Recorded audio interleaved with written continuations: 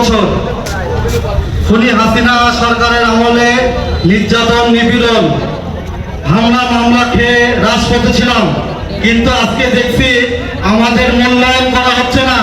মূল্যায়ন করা হচ্ছে নেতাদের, মামা খালা খালু চাচা এই সকল নেতাদের হচ্ছে মূল্যায়ন করা হচ্ছে।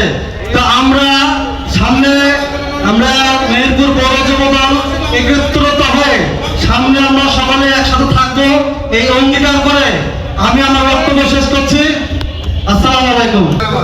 আপনারা জানেন দীর্ঘ 17 বছর লড়াই সংগ্রামের মধ্য দিয়ে আমরা এই একটি বৈষম্যহীন সমাজ করতে চেয়েছিলাম, কিন্তু আমরা কি দেখতে পাচ্ছি, যারা ফাঁসিবাদ আন্দোলনের অগ্রভাগে ছিল আজকে দেখতে পাচ্ছি আমরা এখন আর নেই। কারণ স্বজনপ্রীতির রাজনীতি মেহেরপুরে শুরু হয়েছে।